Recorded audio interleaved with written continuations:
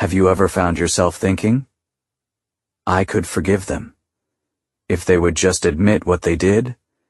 Or maybe, if they would simply apologize, I could finally move on.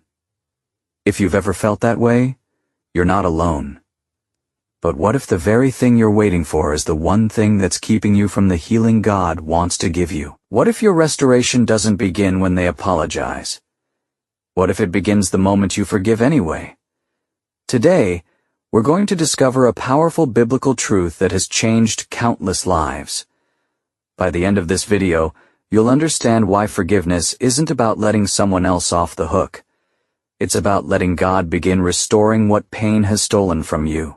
There's a moment in the Bible when someone who had every reason to seek revenge chose something completely unexpected.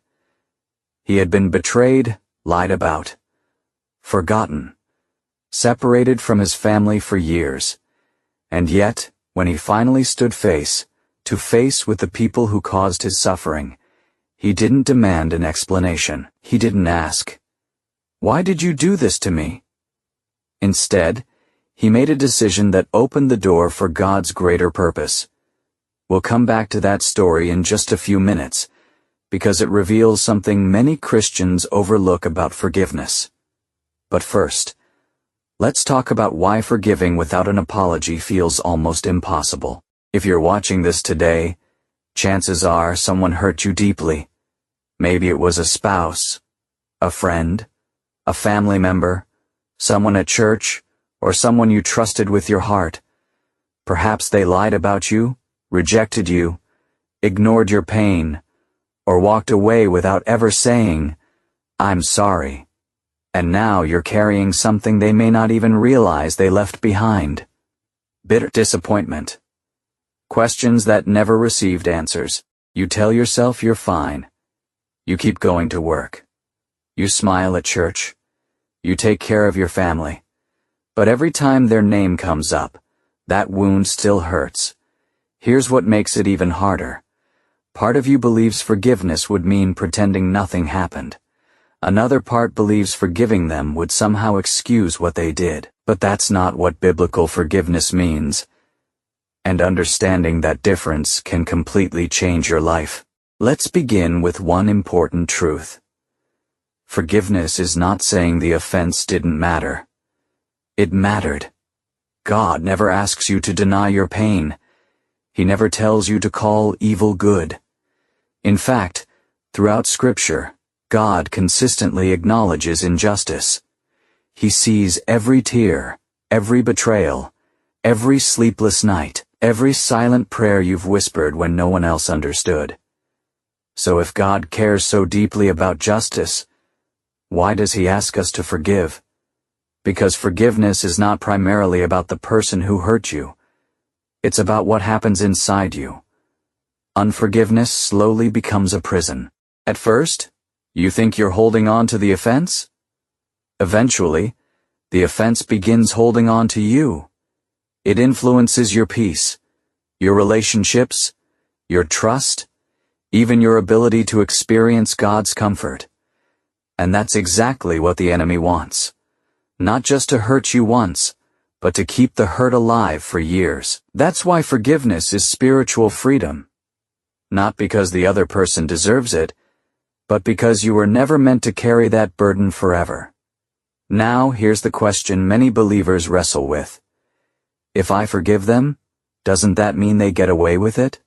That's an honest question, and Scripture gives an honest answer. No, forgiveness is not removing accountability. Forgiveness is transferring judgment from your hands into God's hands. Romans reminds us, "Do not take revenge, but leave room for God's wrath." In other words, God never asked you to become the judge. He asked you to trust the judge. Think about that. How much emotional energy have you spent replaying conversations? Imagining what you wish you had said? Waiting for the day they finally admit they were wrong? Now imagine placing all of that into God's hands. Not because it's easy, but because you trust that His justice is perfect, even when His timing is different from yours. And that leads us to one of the greatest examples of forgiveness in the entire Bible. a man whose life looked completely destroyed, until God revealed that every painful chapter had been preparing something greater. Let's go back to the story we mentioned earlier. Joseph's life is one of the clearest pictures of betrayal in the Bible. He wasn't hurt by strangers. He was hurt by his own brothers. They were jealous of him. They stripped away his robe. They threw him into a pit. Then they sold him into slavery as if his life meant nothing. Imagine the questions Joseph must have carried. Why would my own family do this? What did I do to deserve this? Will they ever regret what they did? Years passed. Joseph became a servant. Then he was falsely accused, thrown into prison, forgotten by people who promised to help him. If anyone had a reason to become bitter, it was Joseph. Yet something remarkable happened. While Joseph waited for God to change his circumstances, God was changing Joseph's heart. Sometimes we pray, "Lord, change the situation." But God first says, "Let me transform you," because the greatest miracle isn't always a changed circumstance. Sometimes it's a changed heart. Eventually, Joseph became second in command over Egypt. Then came the unexpected moment. The very brothers who betrayed him stood before him asking for help. Joseph had all the power. He could have taken revenge. He could have humiliated them. He could have made them suffer the way he had suffered. No one would have questioned it. Instead, Joseph wept. He embraced them. He forgave them. Listen carefully to what he said. "You intended to harm me, but God intended it for good." Joseph never claimed that their actions were good. He acknowledged the evil, but he refused to let their evil become the final chapter of his story. That's what forgiveness does. It doesn't erase the past. It allows God to redeem it. And maybe that's exactly what God wants to do in your life today. If Joseph showed us forgiveness, Jesus perfected it. Think about the cross. Jesus had been mocked, beaten, rejected, falsely accused, crucified by people who hated him. And in one of the most astonishing moments in history, Jesus prayed, "Father, forgive them, for they know not what they do." Notice something. The people at the cross hadn't apologized. They hadn't confessed. They hadn't asked for forgiveness. Yet Jesus demonstrated a heart completely surrendered to the Father's will. That doesn't mean everyone was automatically reconciled to God. Scripture teaches that reconciliation with God comes through repentance and faith. But Jesus revealed what forgiveness looks like from the heart. He refused to let hatred have the final word. As followers of Christ, we're called to grow into that same posture. Not because it's easy, but because Christ first forgave us. Many of us believe one sentence will heal everything. "I'm sorry." We tell ourselves, when they finally admit what they did, then I'll move on. But what if that day never comes? What if the apology you're waiting for never arrives? Will your peace remain locked behind someone else's decision? That's a dangerous place to live, because it gives another person control over your emotional and spiritual freedom. God never intended your healing to depend on someone else's obedience. Your healing begins with your own obedience. That's why forgiveness is an act of faith. It's saying, "Lord, I trust you more than I trust my need for answers." You may never understand why they hurt you. You may never hear the words you hoped for, but you can still experience the peace that only God can give. And that's where restoration quietly begins. Many people expect restoration to begin around them. A relationship is repaired. A door opens. A financial breakthrough comes. Sometimes God certainly works that way. But often, the very first restoration happens within you. One day you realize, their name no longer fills you with anger. The memory still exists, but it no longer controls your emotions. You stop replaying imaginary conversations. You stop trying to prove you were right. You stop carrying a burden that was never yours to carry. That's not weakness. That's freedom. That's evidence that God's Spirit has been quietly restoring your heart all along. And once your heart is restored, you'll begin to see His guidance, His peace, and His purpose more clearly than before. So how do you actually begin forgiving when your emotions are still hurting? Start with this. First, be honest with God. Don't pretend the pain wasn't real. Tell Him exactly what happened. Tell Him how deeply it hurt. God is never offended by an honest prayer. Second, choose forgiveness as an act of obedience, even if your feelings haven't caught up yet. Many people wait until they feel ready. But biblical forgiveness usually begins with a decision before it becomes a feeling. Third, release the need for an apology. That doesn't mean you stop valuing truth.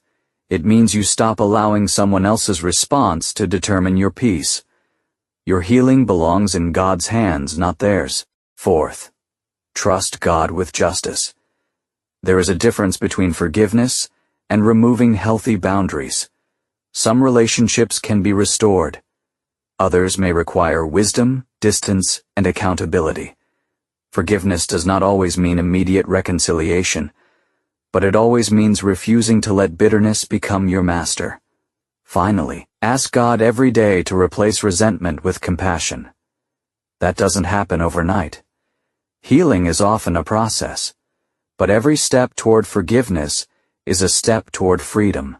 Maybe today you've realized something. The person you've been waiting on may never change. They may never call. They may never apologize. They may never admit what they did. But your future doesn't have to remain trapped in their silence. God has something better waiting for you. He wants to restore your peace, restore your joy, restore your trust, restore your purpose, not because the past didn't matter, but because His grace is greater than your deepest wound. Joseph's story reminds us that God can bring purpose out of betrayal. Jesus' example reminds us that forgiveness is stronger than revenge. And your story, it doesn't have to end with the pain someone caused. It can become a testimony of what God restored. So if you're carrying bitterness today, don't wait for the perfect conversation. Don't wait for the perfect apology. Don't wait for someone else's heart to change before you allow God to change yours. The day you forgive without an apology may become the day God begins restoring something you thought was lost forever. And that's a beautiful place to begin again. If this message spoke to your heart today, let me know in the comments by simply writing, "I choose freedom." I'd love to pray for everyone who shares those words. If you know someone who has been carrying the weight of betrayal or waiting for an apology that never came, share this video with them. It may be exactly the encouragement they need today. And if you enjoy Bible-based messages that help you grow in faith, find hope, and apply God's Word to everyday life, be sure to like this video and subscribe. We'd love to walk with you as we continue discovering what God has for your life. Thank you for watching. May the Lord fill your heart with His peace, strengthen you with His grace, and remind you that He is always working, even when you cannot yet see the restoration. God bless you.